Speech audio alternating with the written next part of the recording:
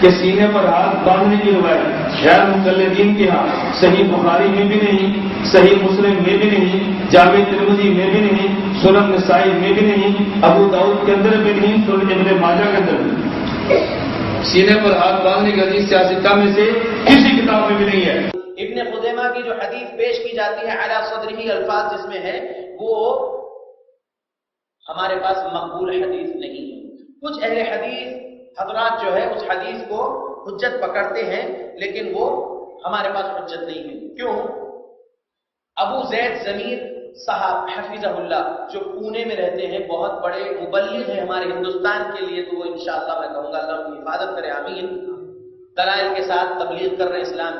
جی ہاں، وہ کبھی کئی غلطی کر جاتے ہیں، کسی سے علمی غلطی ہو سکتی ہے، وہ ایک جگہ پر پیش کر دیے ابن خزیمہ کی حدیث علی صدرہ والے الفاظ، یعنی سینے پر ہاتھ رکھنے کا جو لفظ ابن خزیمہ میں ہے وہ حدیث سند کے اعتبار سے صحیح نہیں ہے، حسن بھی نہیں ہے، اور ہم حسن لغیرہ حدیث کو حجت نہیں پکڑتے۔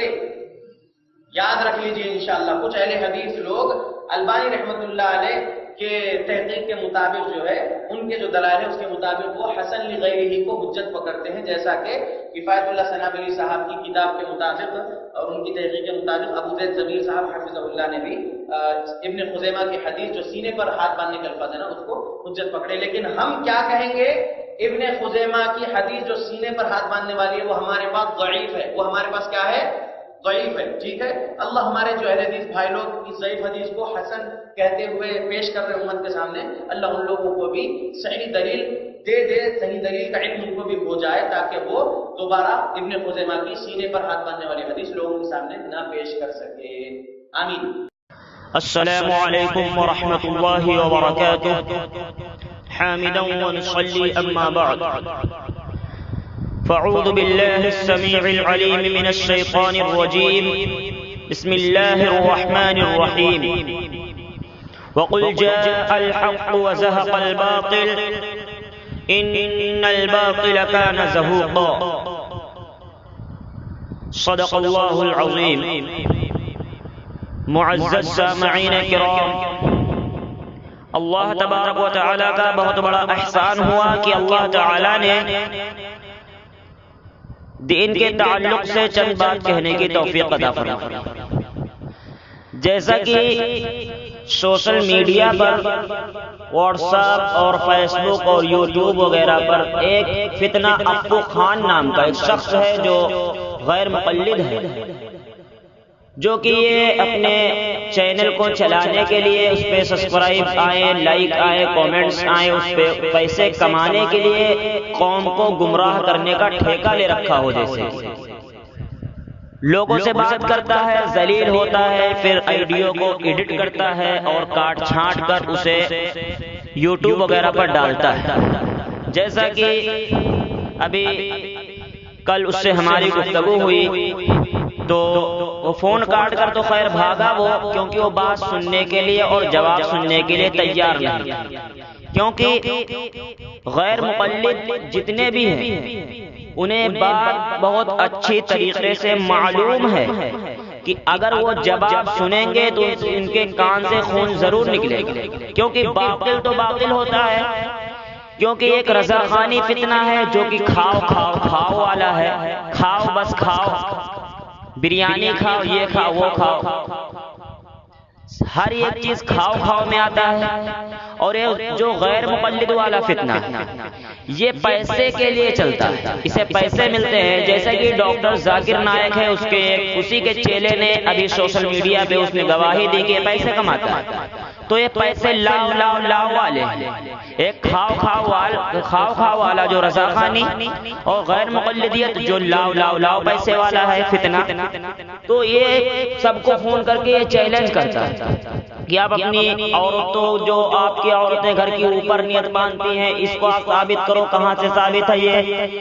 آپ کے گھر کی عورتیں تو اوپر نیت باندھتی ہیں، آپ کے نیچے نیت باندھتی ہو، یہی سوال کرتا ہے۔ بھائی عورتوں کا اختلاف نہیں ہے، عورتوں کے مسئلے پہ کوئی اتنا اختلاف نہیں ہے، بھائی بات اگر افو خان سے ہو رہی ہے، بات اگر کسی کی افو خان سے ہو رہی ہے تو سب سے پہلے اپنے مسئلے کو سمجھو، کیونکہ تمہیں اللہ تبارک و تعالیٰ کے یہاں حساب دینا ہے، نہ کہ دوسروں کا حساب دینا۔ اور مجھے تو شک تھا کہیں افو عورت تو نہیں، بات دار و مدار اس کا عورتوں پر کیوں رکتا ہے؟ تو اس نے کہا بھائی آپ یہ ثابت کرو کہ عورتیں جو اوپر نیت باندھتی ہیں کہاں سے ثابت؟ تو میں نے سوچا لاؤ اس کا جواب دے دینا مناسب میں نے سمجھا، تو میں افو خان سے کہتا ہوں کہ جو میں نے کہا کہ بھائی آپ میرے جواب سننے کے لیے تیار کیوں نہیں ہوتے؟ آپ کسی کے بعد فون لگائیں گے، آپ فون کٹ کر کے بھاگیں گے اور اللہ کی قسم اٹھا کے کہیں آئیڈیو کو آپ ایڈٹ کر دیں۔ تو بات کو میں زیادہ طویل نہیں کروں گا، انشاءاللہ میں یہ ثابت کر دوں گا کہ عورتیں جو اوپر نیت باندھتی ہیں یہی طریقہ اچھا اور یہ طریقہ جمہور علماء کا ہے۔ عورت کے بارے میں اجماع ہے کہ وہ قیام کے وقت اپنے ہاتھ سینے پر رکھے گی، اور اجماع مستقل دلیل شرعی ہے۔ کیوں؟ کیونکہ امام ابو القاسم ابراہیم بن محمد القاری حنفی، یہ قدی جو کہ ان کی وفات 907 میں ہوئی ہے، لکھتے ہیں وَالْمَرْأَةُ تَضَعُ يَدَيْهَا عَلَى صَدْرِهَا بِالْاتِّفَاقِ، مستخلص الحقائق شرح میں لکھتے ہیں یہ صفحہ نمبر 153 پر کہ عورت اپنے ہاتھ سینے پر رکھے گی، اس پر سب فقہاء کا اتفاق ہے۔ اور سلطان المحدثین ملا علی قاری، سلطان المحدثین ملا علی قاری رحمۃ اللہ علیہ، ان کی وفات 1014 میں ہوئی ہے، فرماتے ہیں کہ وَالْمَرْأَةُ تَضَعُ يَدَيْهَا عَلَى صَدْرِهَا اتِّفَاقًا بِأَنَّ مَبْنَى حَالِهَا، کیا فرماتے ہیں؟ مَبْنَى حَالِهَا عَلَى السَّطْرِ۔ یہ فتح باب العنایہ میں جلد نمبر 1 صفحہ نمبر 243 پہ سنو الصلاۃ، اس پہ لکھتے ہیں کہ عورت اپنے ہاتھ سینے پر رکھے گی، عورت اپنے ہاتھ سینے پر رکھے گی، اس پر سب فقہاء کا اتفاق ہے، کیونکہ عورت کی حالت کا دار و مدار پردے پر ہے۔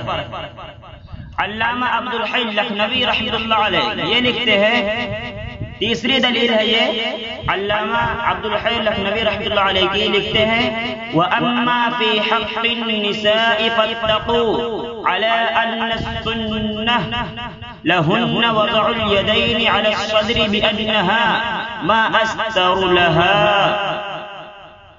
یہ سیاحیہ جلد نمبر 2 صفحہ نمبر 156 پر یہ لکھتے ہیں کہ رہا عورتوں کے حق میں ہاتھ باندھنے کا معاملہ، تو وہ تمام فقہاء کا اس بات پر اتفاق ہے کہ ان کے لیے سنت سینہ پر ہاتھ باندھنا ہے۔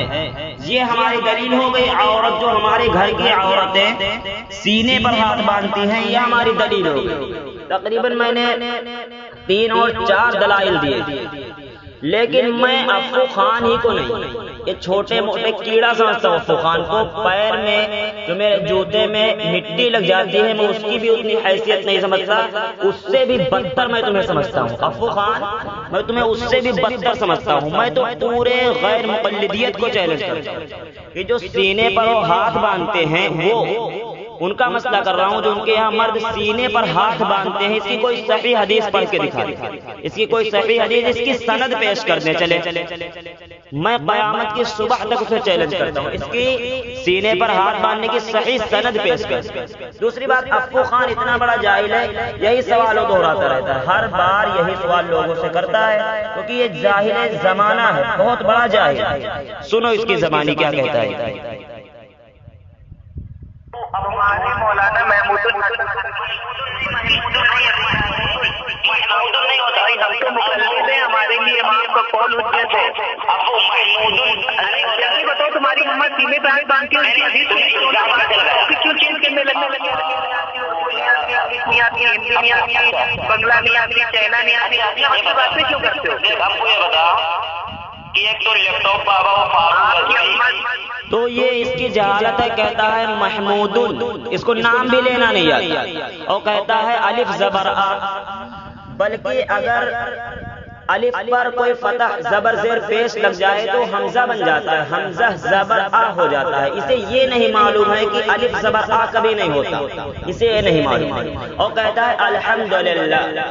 یہ ورڈ ایک جاہل سے جاہل شخص بھی کہتا ہے الحمدللہ، وہ بھی جانتا ہے. ہمارے مدرسے کے ایک چھوٹے سے ننھے سے بچے کو لے لو، وہ بھی جانتا ہے کہ الحمدللہ. بلکہ حدیث کو اتنی غلط پڑھتا ہے. میں کہتا ہوں افو خان ایک آئیڈیو تو یہ یوٹیوب پہ سے ڈال جس میں تو حروف تہجی سنا دے صحیح طریقے سے قواعد کے ساتھ. تجھے میں چیلنج کرتا ہوں، تو حروف تہجی نہیں سنا سکتا. تجھے بھی پتہ نہیں ہوگا حروف تہجی کسے کہتے ہیں. چل میں تجھے بتاتا ہوں. حروف تہجی کہتے ہیں الف با تا سا کو. یہ تو سنا دے.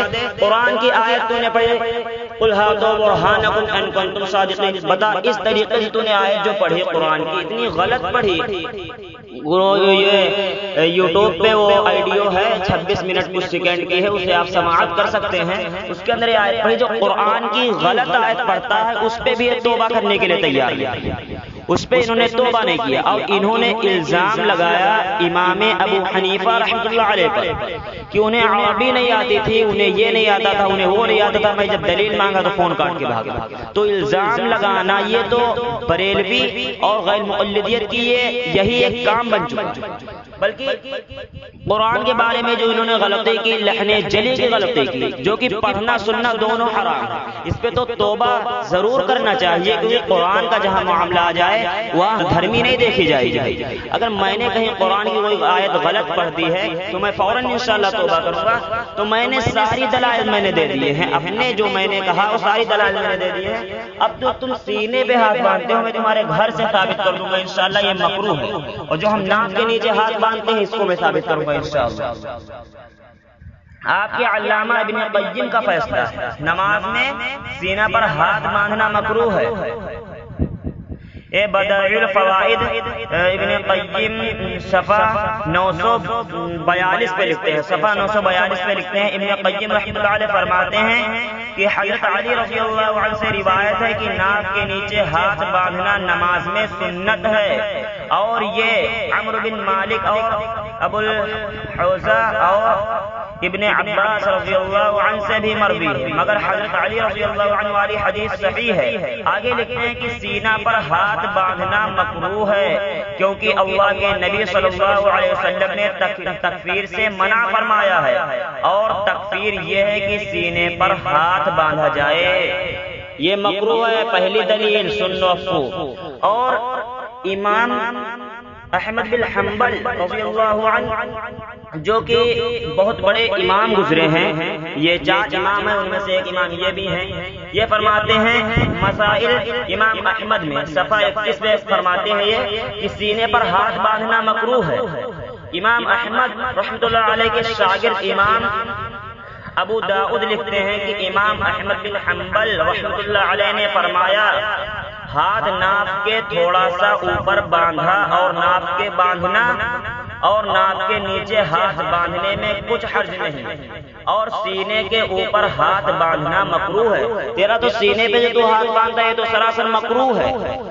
اور ہم جو ناف کے نیچے ہاتھ باندھتے ہیں تو سنت ہے. لیکن میں تجھے کہتا ہوں پہلے تو حروف تہجی سنا دے. چل میں تجھے بڑی بات نہیں کروں گا، پریشان ہو جائے گا. فائدہ کیا ہے؟ بہت پریشان ہو جاتا ہے تو بہت پریشان ہو جائے گا. بڑی بات نہیں کروں گا. اول بات میں کہتا ہوں کہ تو نے قرآن کو غلط پڑھا، اس پہ توبہ کر لے.